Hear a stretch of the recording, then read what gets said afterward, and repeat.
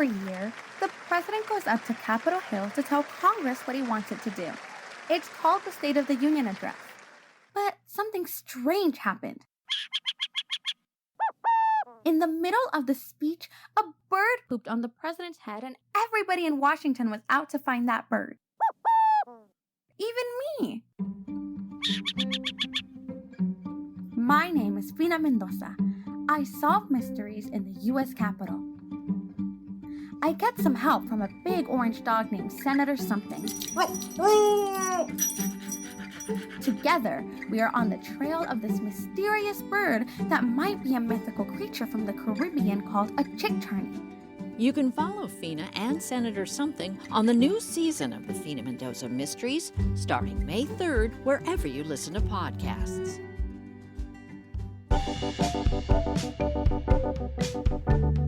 Hello! Welcome to The Past and the Curious. My name is Mick Sullivan, and this is my show. If you're a long-time listener or a first-time listener, either way, I'm glad you're here. I've got some really interesting stories from the past to share with you today. Both of these stories are true, as always, and both involve boat wrecks, which is not every episode, but we've done some boat wreck episodes. Over the course of these two stories, you're actually going to hear about 4 boat wrecks. One of those boat wrecks happened to a boat that you've probably heard of. I say that because a story about the Titanic is one of the most requested subjects I get from listeners. So if that was you, here you go. But I bet this is not the story that you were expecting. So let's get this party started, y'all. In May of 1856, a young man with dreams of becoming a riverboat pilot stepped aboard a steamboat named Effie Afton. It would be quite an eventful ride, to say the least. This young man's name was Samuel Clemens, and later in life he would become famously known by his pen name, Mark Twain. But in 1856, this Twain-to-be was still looking for something to do with his life, and he thought spending his days on the river might just be the ticket. The Effie Afton had been built in Cincinnati just a few months before. With her incredibly powerful engine, she was the pride and joy of her pilot, a man named Captain Hurd. The beautiful boat had been named in honor of another author who also went by a pen name, a poet famous in her day whose given name was Sarah Elizabeth Harper. Unfortunately, the New Hampshire native would never get a chance to ride on the boat that shared a name with her author alter ego.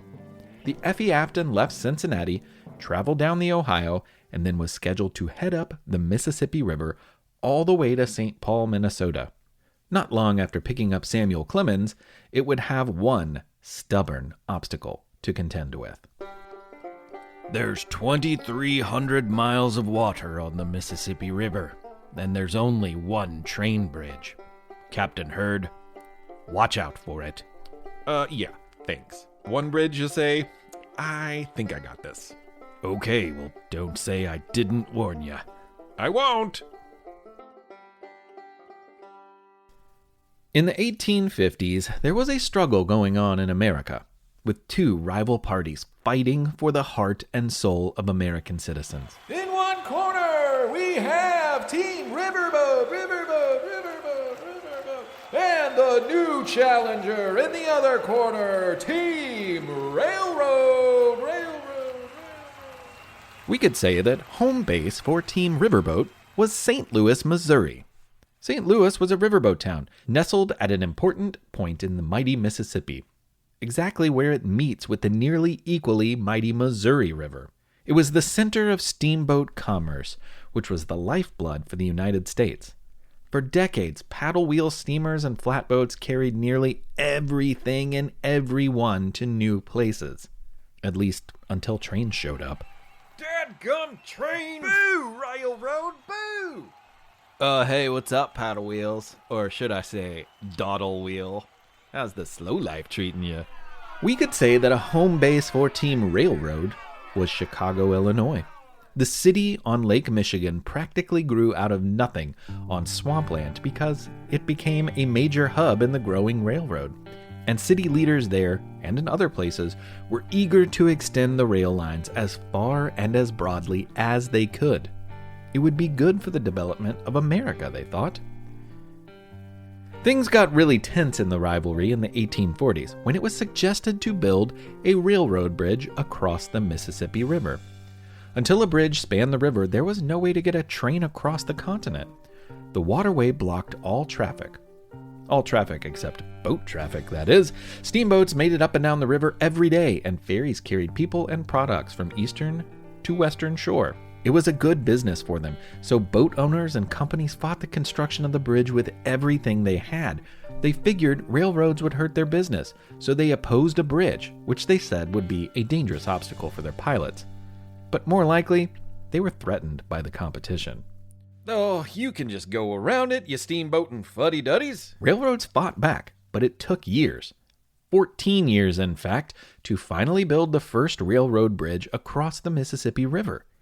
When it finally happened in 1856, the Rock Island Bridge connected Rock Island, Illinois to Davenport, Iowa, allowing train traffic from the west to reach Chicago. It was a momentous event, and the opening ceremonies were a big victory for the people of the towns on both sides, and of course, for Team Railroad. Unfortunately, 2 weeks later, the historic moment would be topped by another. Captain Hurd expertly piloted his boat up the Mississippi River, which was relatively easy work for the powerful engine of the Effie Afton, even if it was laden with passengers and cargo. And if it had been in 1855, the only obstacles on the Mississippi to contend with would have been the naturally occurring snags and sandbars and eddies, and an expert like Captain Hurd and his capable crew knew how to handle the craft in the face of those conundrums. But in 1856, of course, there was one extra obstacle: the Rock Island Bridge. Hey, don't forget about the bridge, sir. Yes, I know. Bridge, bridge, bridge. It's like it's the only bridge in existence. It's all you all talk about. How could I forget? It's coming up. I see it. Sir, watch out. Don't hit the bridge.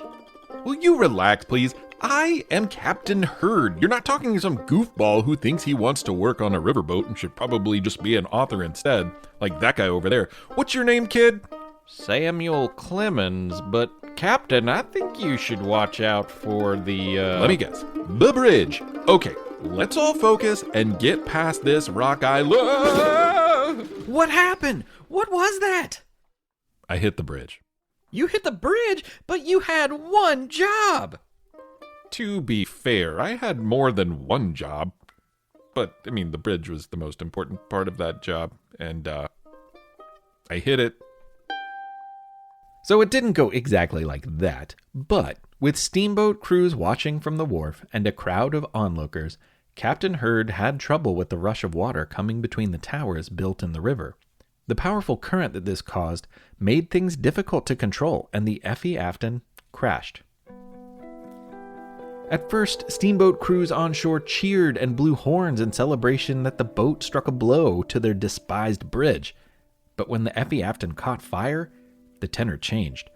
Rescue crews saved all the passengers, even the future Mark Twain, but the cargo, along with the boat itself, were destroyed. There was one bridge, and they hit it. Also damaged was that bridge. It too caught fire and was left in disrepair, and it took a lot of money and hard work to get it trainworthy again.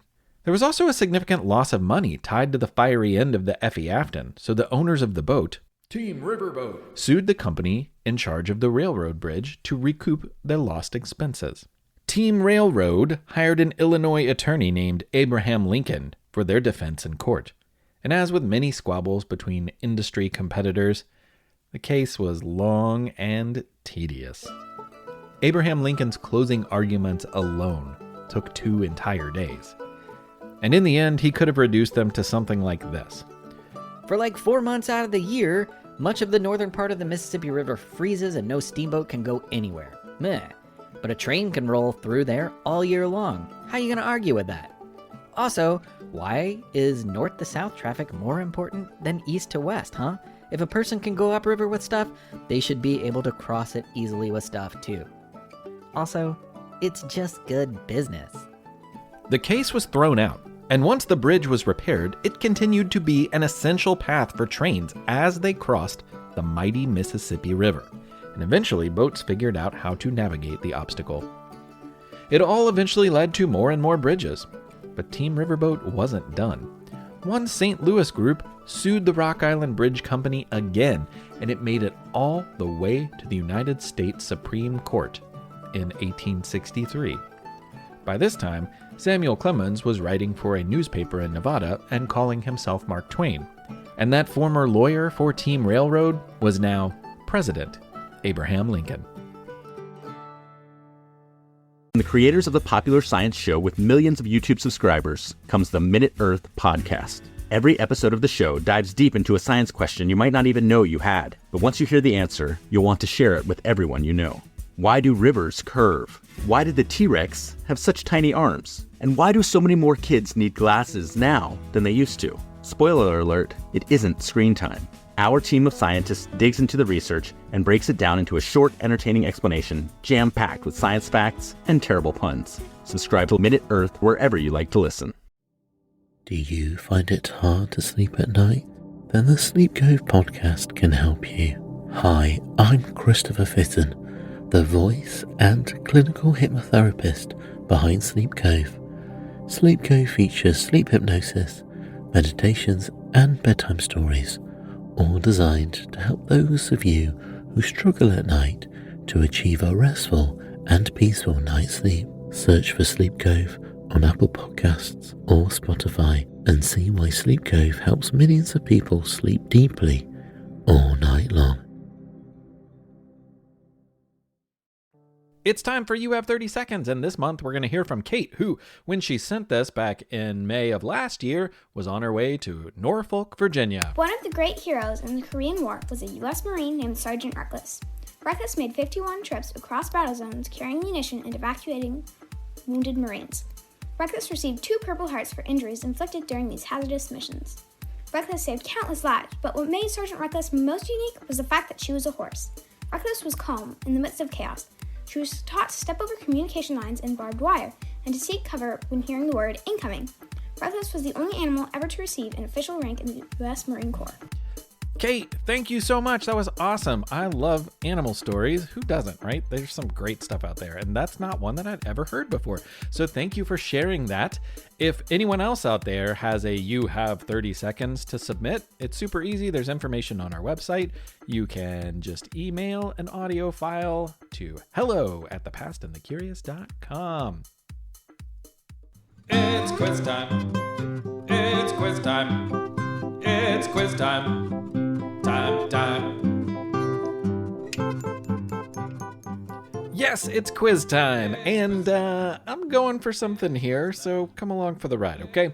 On April 14th, 1865, President Abraham Lincoln was assassinated while attending a play at Ford's Theater. What play was he watching?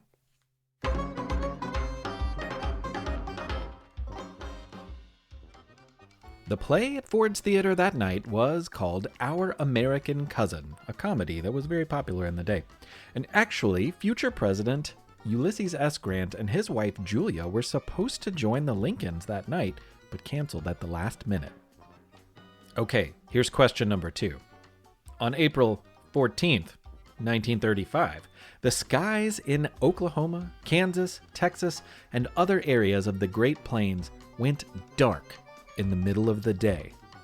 Due to what?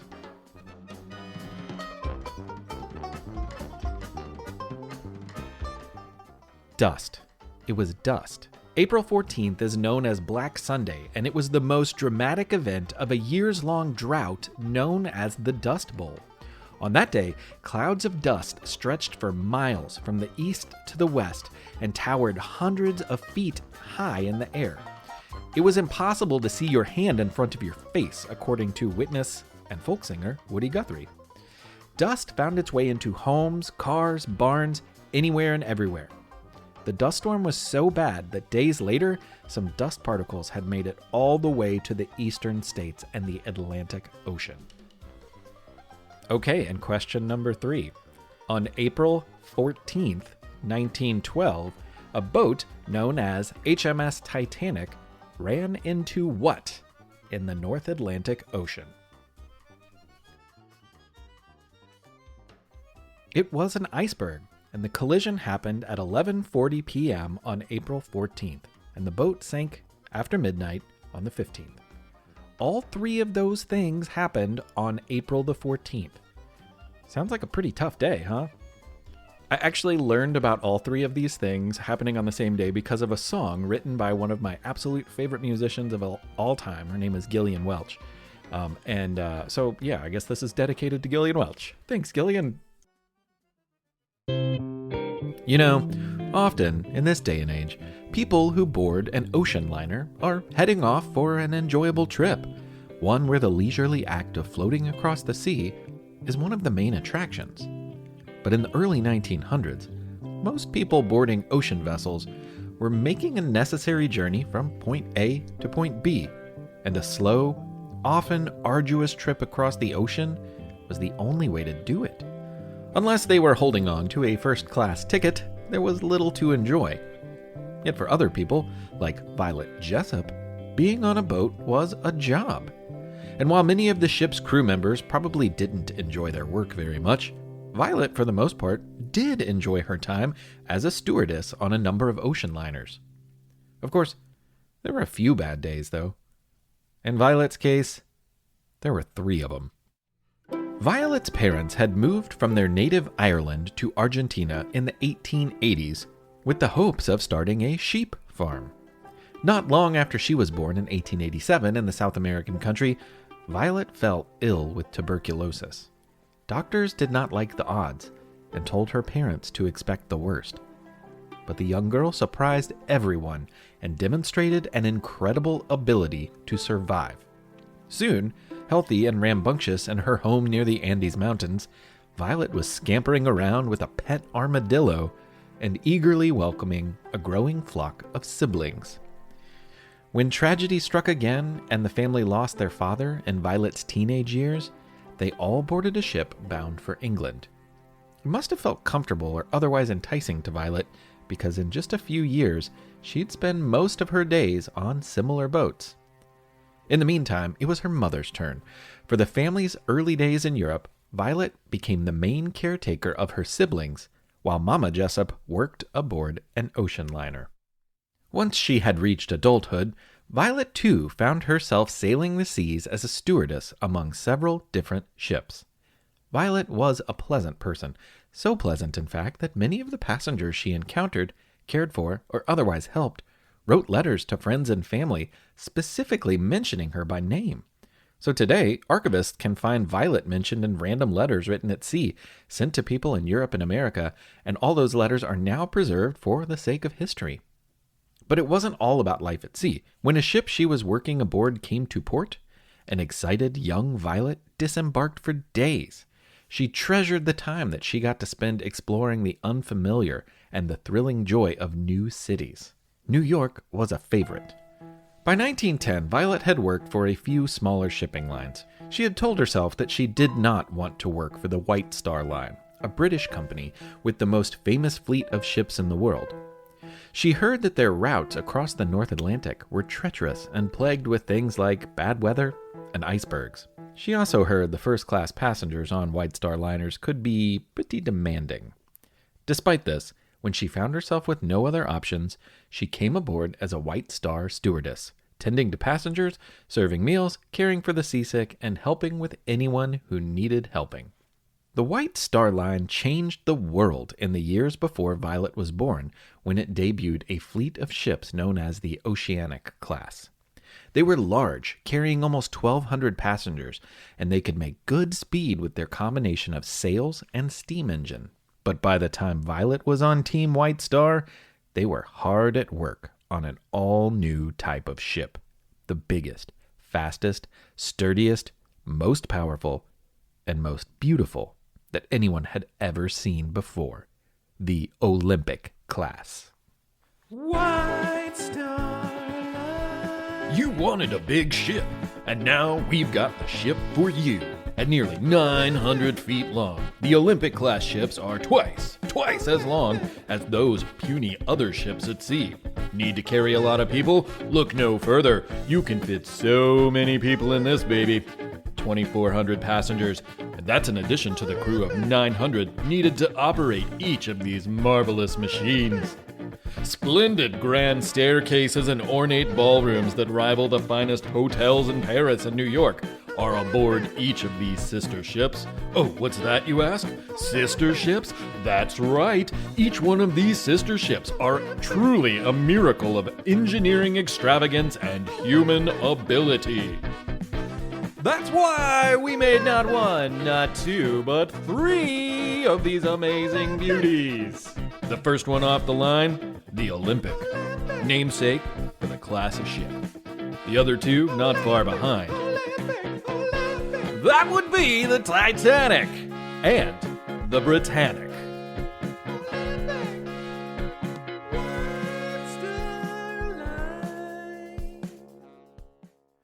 When the marvelous Olympic, the first of the sister ships to be completed, set sail, the kind and well-liked Violet was specifically chosen to join the crew of the incredible craft. And she was aboard, busily doing her job, on September 20th, 1911, when the RMS Olympic was making its way through a narrow strait between the Isle of Wight and Great Britain. Traveling nearby and moving in a parallel direction was a British Navy vessel known as HMS Hawke. Everything felt normal aboard both ships, but the captain of the Hawke was surprised when the Olympic turned hard to starboard, which is a seafaring way to say to the right. The hard right left him no time to correct his own course and avoid a collision. Now, the bow, or the front end of the Hawke, was made specifically to ram into other ships. The idea was that a full-on ram could damage, bash a hole in, and even sink their adversaries, all while remaining relatively unscathed itself. The problem was that though the Olympic was not an enemy ship, the bow of the Hawke still did what it was supposed to do. In a flash, there was a crash. Luckily, no one acted rash. A few people went splash. Violet grabbed her stash. She was evacuated and still collected her cash. At first, Violet seems to have thought very little about this accident. It was a marvelous ship and the first of the revolutionary Olympic-class boats, but she barely even mentions the event. After the crash, she was taken to shore, she got her paycheck, and awaited her next assignment for the White Star Line, while the Olympic underwent major repairs. Again, handpicked on account of her stellar record and endearing nature, she soon found herself assigned to the maiden voyage of the sister ship. Perhaps you've heard of it. It was called the Titanic. It's a safe bet that most of us know, basically, what happened to the Titanic. If you don't, in a nutshell, it goes like this. The Titanic was the pride and joy of the White Star Line. It was immense, beautiful, and powerful. And thanks to the great engineering, it was dubbed unsinkable. As the Titanic made its way across the ocean from England to New York with over 2,200 people aboard, the captain received reports of icebergs in the path. The information was largely ignored and the boat continued its path to America. On the night of April 14th, 1912, the boat collided with one of those icebergs, which led to the boat sinking. By early the next day, the boat was lost, as were the lives of 1,500 people who had been on board. To put it in an even smaller nutshell, it was really nice, really fancy, and people were really proud. No one said it would sink. It sank. Only a third of the people on board survived. One of those people, you guessed it, Violet Jessop. 2 for 2. Woo! When the iceberg hit, Violet was asked to help get people to the deck and ready to board lifeboats, which she did. But then, when it became clear that things were making a turn for the worst, everyone was evacuated with much more fervor. Violet was put on a lifeboat with passengers and a few fellow crew members, and one baby, which someone thrust into her arms at the last moment. Despite the cold, harrowing, and terrifying night, at least she had something to focus on, a stranger's baby. Violet, again stretching her luck, made it to the morning and was rescued by the Carpathia, a ship responding to the distress signal that the Titanic had blasted to the world as it sank. Someone we can only assume to be the baby's mother stretched her luck too, because on board the Carpathia, the baby was suddenly taken from Violet's arms by a woman who said nothing to her at all, focused solely on the child. Afterwards, Violet was plagued by the horrors that she had seen, but was also matter-of-fact in her journals about one great regret. She was saddened that she had left her toothbrush on board. It most certainly sank to the bottom of the ocean with the Titanic. Violet did like having fresh breath. Now, you might think that being in 2 shipwrecks on the first 2 Olympic-class steamers would be enough to keep a woman like Violet on land, or at least off of Olympic-class steamers, especially when the most recent one was the infamous and catastrophic wreck of the Titanic. But would you be right? You'd be worse than right. You'd be wrong. Violet couldn't say no to the sea life, nor the paychecks that came with it. And, with those paychecks, she could buy any number of new toothbrushes. Of course, there weren't as many White Star jobs as there once had been. A couple of accidents significantly impacted their fleet, and fewer boats meant fewer work opportunities for people like Violet. The Olympic was eventually repaired, but of course, the Titanic remains at the bottom of the ocean still today. So she worked for a few smaller lines over the next relatively uneventful and shipwreck-free years. And as she approached her late 20s, she began to hear the call to join nursing. When she had been a child sick in a hospital in Argentina, she had desired to be a nurse. And with World War I in full swing, there was a great need for nurses throughout Europe. She trained in hospitals on land, and when it came time to head out as a professional, she was assigned to a British ship stationed near Greece. It was a passenger ship that had been converted by the British Army into a hospital ship, and it felt creepily familiar to her. What did you say this ship's name was? The Britannic. The Britannic? By chance, does the Britannic have any sister ships? Yes, 2. The Olympic and the Titanic. Have you heard of them? Yeah, I've heard of them. The third and final Olympic-class ship was originally supposed to head out with passengers in 1915. But the British government thought such a big, safe boat would be better used as a temporary floating hospital to take care of the British soldiers who were wounded in the Great War. The Britannic was bigger and safer than either of the sister ships, which may or may not have eased Violet's mind. It certainly must have felt eerie to walk the halls and staircases that felt nearly identical to those of the sunken Titanic. But Violet had a job to focus on: the care of passengers in the water-bound hospital. On November 21st, 1916, her focus was broken, as was the hull of the ship when the Britannic hit an underwater mine that the Germans had laid as a trap. Ugh, not again. Hope I go 3 for 3, just in case. I better go get my toothbrush. The evacuation of the Britannic went smoother than that of the Titanic, at least in the number of lives lost. But it was frantic and dangerous, especially since the captain did not turn off the massive propellers as the ship sank. In the melee, Violet hit her head. It didn't bother her at first, but after years of headaches, she discovered that her skull had been fractured during the ordeal. Despite everything, despite being on board for the wreck of all 3 Olympic sister ships, Violet still spent more years on the boat. And she wasn't alone. There was one other crew member, a stoker named Arthur John Priest, who had been along for the ride on all 3 occasions as well, and also lived to tell the tale. Violet eventually left the sea behind her, serving as a nurse again in World War II and working other various landlubber jobs. She died in 1971 at the age of 83, miles and miles away from the ocean. And I think it's safe to assume that her teeth still looked great.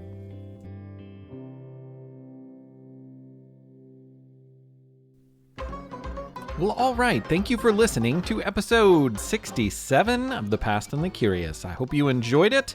It was a lot of fun for me to put together and share it with you.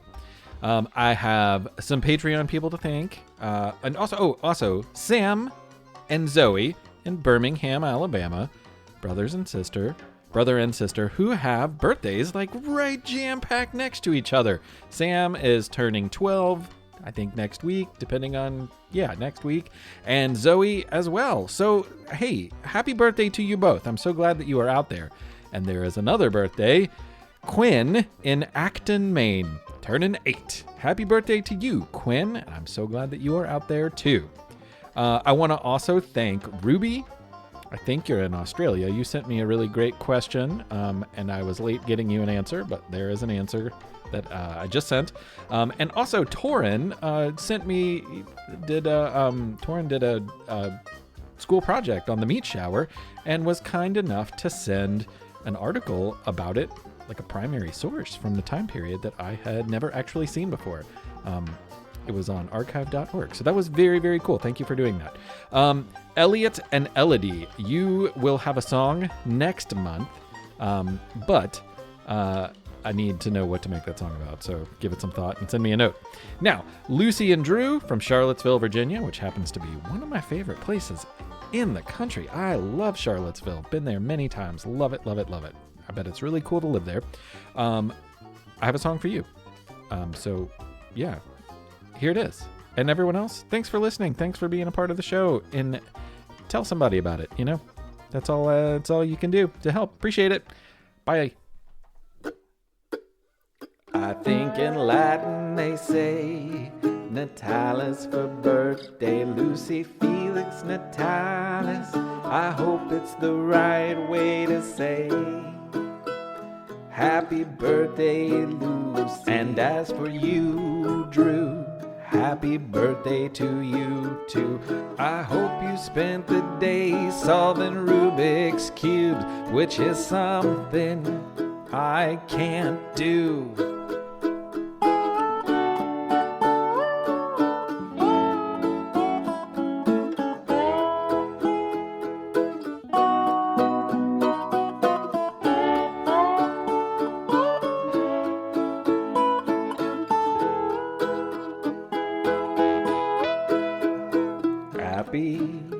Hey, Earth Day, babe. That's not how you say it, but that's okay. Bye, everybody. Talk to you again soon.